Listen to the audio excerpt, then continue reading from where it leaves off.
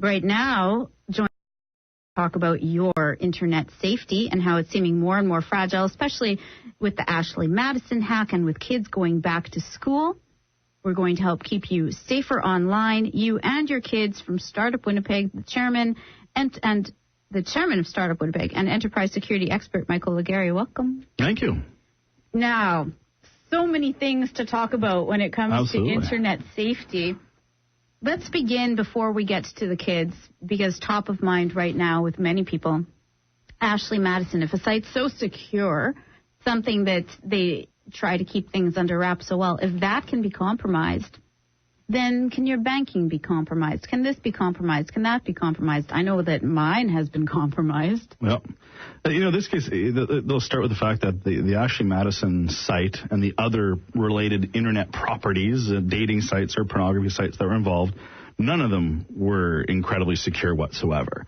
And that was part of the problem. When these hackers broke in, or hacker broke in, their opinion was that, not much was being done effectively or safely or securely. People were paying money to have their accounts deleted when that was not true.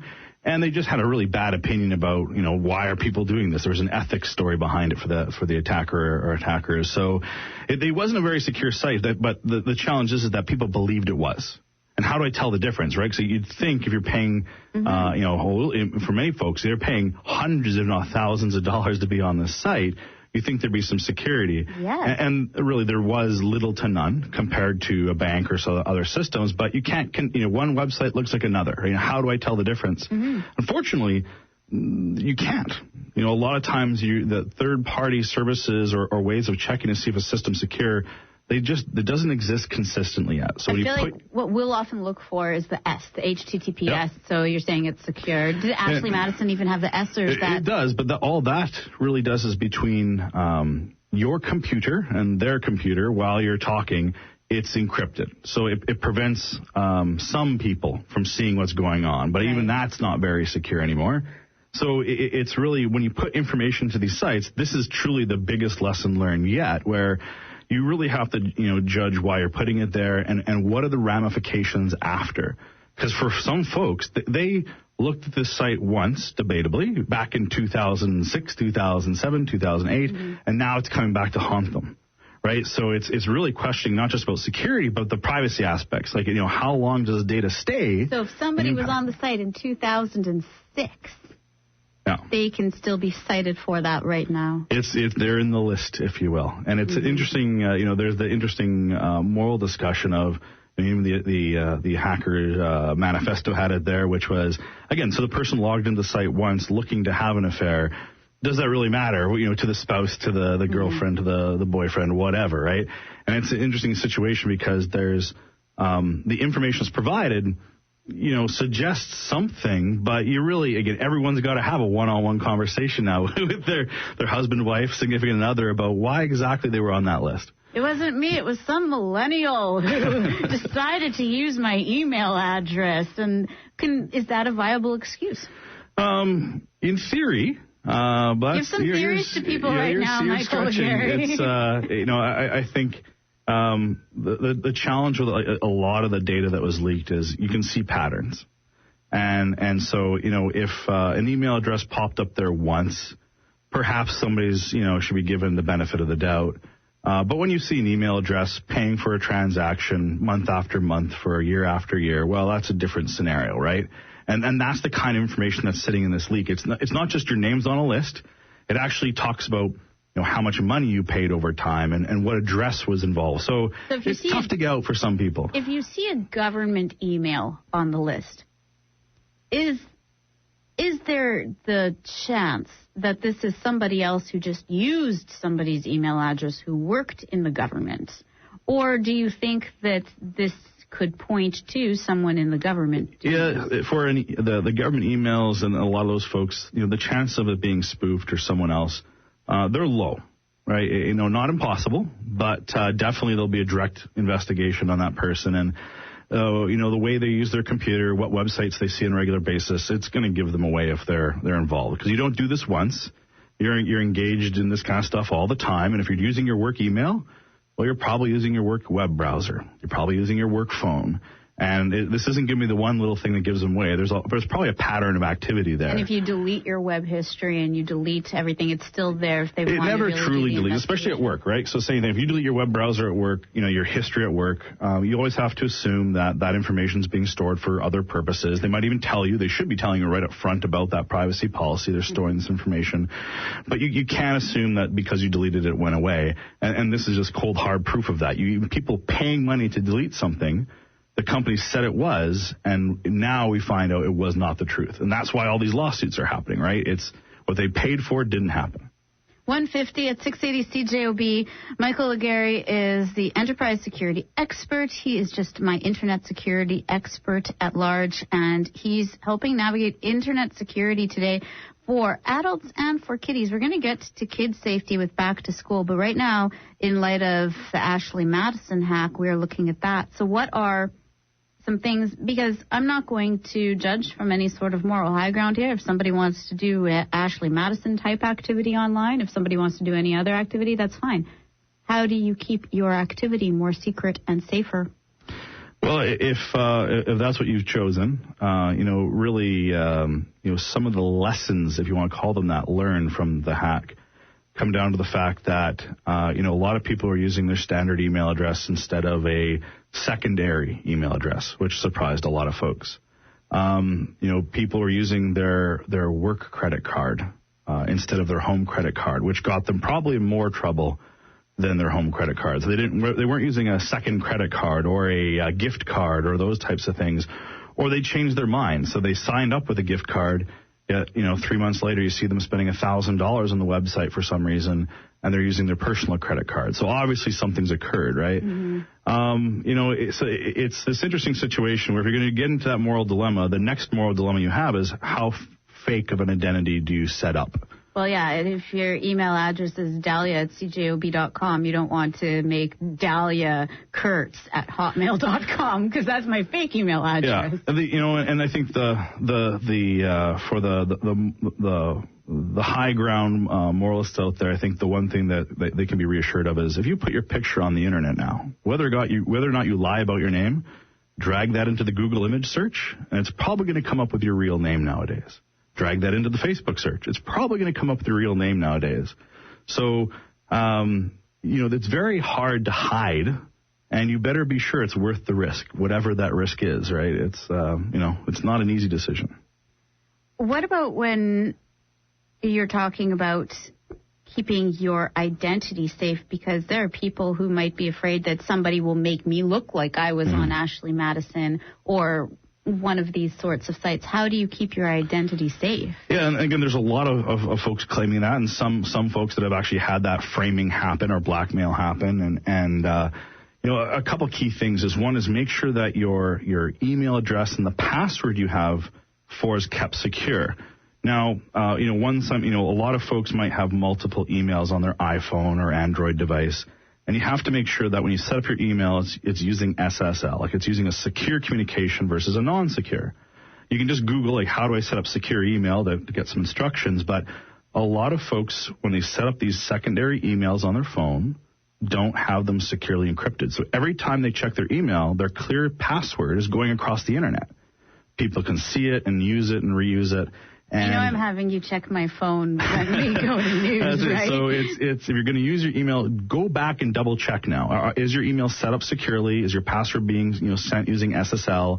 And if it's not, change that now, because that's the kind of trick that gets people legitimate access to your email, and they can use it and potentially see, send, or delete emails without your phone getting it or your computer getting it in time. So that's one of the more standard issues. But again, there's probably another 36 ways of spoofing an email or sending a fake email. But what comes back down to is that pattern I talked about. If it's a one-time event, it's easier to discuss as something happened to me. But if it's be it the spouse or be it a criminal thing and the law enforcement's looking at you, your pattern of whatever you're doing has become very apparent very quickly. As an internet security expert, what do you stay away from doing online, Michael? That list is getting very long nowadays. Really? I'll pick on the political stuff going on in the States right now. You have a gentleman like Trump spouting off about every personal opinion he has. And eventually this is going to come back to haunt him, I'd think. Mm-hmm. As an individual now, especially in online, you really have the question about, if I'm putting a personal opinion out there, is it worth the ramification? Is it going to cause impact to you? And we're seeing a lot of folks that are doing and saying personal things on personal time, and it's impacting them in their workforce and their social environment. So I spend a lot of time, double thinking, why should something be put online? How am I presenting myself? How will people look at it in the future? So it's every time you do an action, it's that extra little thought. So it takes a lot of time, but that footprint you're leaving is just growing. And I know when my kids are going to have a fight with me in their teenage years, they're looking at that footprint, right? I am going to make this guy look at my phone during news because I want to make sure that I've got that SSL on all of my emails. Michael O'Gary is also going to stick around to help keep your kids safe online next. But right now, we're carrying on this conversation about your internet safety, especially for your children right now, and I'm joined by Startup Winnipeg chairman and enterprise security expert Michael O'Gary. So with more and more kids using mobile phones these days, 95% of kids are on the internet between 12 and 17. The biggest concern that Pew Research finds, it's a bigger concern than the long-time worries of smoking and teen pregnancy for kids. It's sexting and internet safety. Yeah. Now, when it comes to sexting even, the scary part there is kids who are sexting pictures to each other, they could be called out for child porn. Oh, absolutely. Very quickly, especially right now with the way the laws are. It's, we go back 10 years ago, everything was questionable. Everything was looked at sort of a case-by-case basis, and the laws had a little bit more flexibility, debatably, when it came to a child sending an image to a child, and I know a one-off case. Now, culture's changed. Kids are sending this stuff on a regular basis. They're not really thinking about it, and then you're left with this archive of images that are stuck on the internet that are illegal. And you have individuals that regardless of their age, they're being treated like an adult, and they're getting criminal charges like an adult that stick with them for their entire lifetime. And there is no easy answer, right? Because the same thing is, just because a child sends it to a child doesn't mean they're not exposing the world to it. Mm-hmm. And that's the struggle we're having from a law enforcement standpoint. Is there's no easy way to solve the child pornography issues we have in this country without making sure people creating it, knowingly or accidentally, are limited. Do you ever have parents, because I know you work more with companies, well, I imagine you work more with companies, but do you ever have parents who are coming to you and trying to get help with protecting kids from things like sex? Well, absolutely. Parents want to know, how does it start? Where does it happen? And I find it's a very, it's happening extremely young, and it's happening very, I'll use the word naturally, where, even, a child young as 3 or 4, can come to you and say, well, my friend has Instagram. So a 4-year-old or 5-year-old they know what these things are. They know what the phone is. They know how to use it, and they want to take videos. They want to share photos. And as they go from 4 to 5 to 8 to 12, and they start, start getting sexualized, it's natural in their minds to take photos and share them. So they won't necessarily think about the outcomes until after it's happened. So it's starting really young, trying to explain to them, when you take that photo, you're sharing it not just with your friend, you're sharing it with everyone. Is this something you want shared with everyone? Are you embarrassed by it? Does it make you look good? Would you want mom and dad to see it? If no, then don't take it, right? Just start small steps early on, and hopefully some of that gets remembered at 12, Give 13, them an idea 15. Of what consequences would be. Are there ways that you could set things up on their phones so that they are disabled from doing those sorts of things? The short answer is yes. The long answer is not really. And of course, for a 4 or 5 year old, short answer. If a 4 or 5 year old, be it let's pick on like the Nintendo DS, like all the video game systems. You can take photos now. Your phone, you can take photos. Your iPod, you can take photos. So for the young kids, you can lock them out of those functions. You can have a parent account, or you can add the password, disable it. When the child goes from that 8 to 13 in that range, they're pretty smart. They know how to reboot the phone, reflash it, unlock it, and get around those things. So as a parent, then I often recommend it's if you put spy software or lock them down, the kid is going to find another phone, another way of doing it.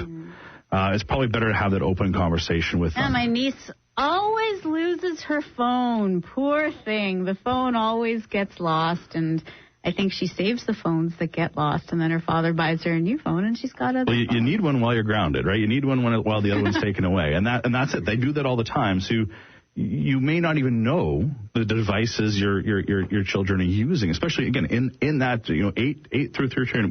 We're seeing that a lot where it's not one device. There could be literally dozens in your house that they could use, and you're not going to win that battle. So it's about that active dialogue with them.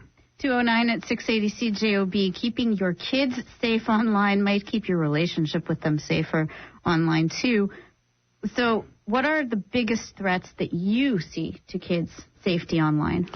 I think some of the biggest right now are simply that lack of awareness and exploitation happening by again, sharing content, sharing their videos, sharing their photos, child pornography, illegal kind of materials or not, right? Just them sharing, stuff about themselves they shouldn't and being bullied or exploited for it. That happens very quickly.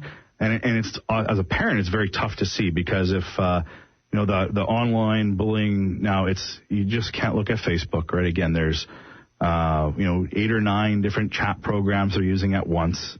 There's 15 or 20 websites they're going to and sharing information on, and you're not going to be able to catch wherever they're bullying or exploitation's happening. So again, you have to have that conversation. The other thing I see is that there's a lot of get-rich-quick schemes that unfortunately work to a certain point where a lot of young folks are doing webcams, and that doesn't necessarily mean they're stripping for dollars, but that whatever they're doing online might lead to that. And it's very interesting to see someone. We had an issue a couple months ago where the young child had started out simply broadcasting themselves play video games, and over the course of the year, that ended up with them working for a webcam, adult service. And it just one led to the other, and it seemed again that it progressed very quickly. So for a parent, just keeping your eye out on that. For them, they thought it was $500 a month for a teenager. That was a good amount of money. They didn't think about all the outcomes that were happening around them. Michael O'Gary is an enterprise security expert. He's my internet expert here. So what are your top 3 tips that you want to leave parents with right now to keep their kids safer online? I think one, it's, if it has to be an annual conversation and you haven't had it yet, have it now. What are you doing online? How are you sharing information at any age? And again, with the young kids, it's about, that what are you sharing? Would you be embarrassed about it? Do you know what embarrassed is? Would you want mom and daddy to see it? Like that kind of thing. And then at 14, 15, it's okay, I know you don't want to think about this, but if you're trying to get a job tomorrow, in a decade, whatever. You got so much swagger in your voice now that you're talking to the 14 or 15-year-old. At that point, okay, well, just think about it, right? And try making a good call, and that alone will help. From there, just keep aware of the devices and the services they're using, and it sounds generic, but are they talking on the Xbox? Are they broadcasting video from the computer or the phone, or what exactly are the kinds of activities they're into? Because if there's an issue, if something happens and they're embarrassed about it, or there's an exploitation happening, hopefully you're going to see a change in that pattern. So if you understand what kind of devices, what kind of programs they're using, if something happens, you'll have a chance of asking questions in the right way and looking into it. So know their friends online just like you would in real life, and keep aware. So that's the critical thing. Just be a part of their lives. Michael O'Gary, enterprise security expert, Startup Winnipeg chairman. I'm sure people can find you online. How so? Absolutely. Easiest is through the Startup Winnipeg website, Michael Aguirre at startupwinnipeg.ca. Thank you for checking my phone, which is safe. I did it. For today. Michael Aguirre scaring me with that last comment.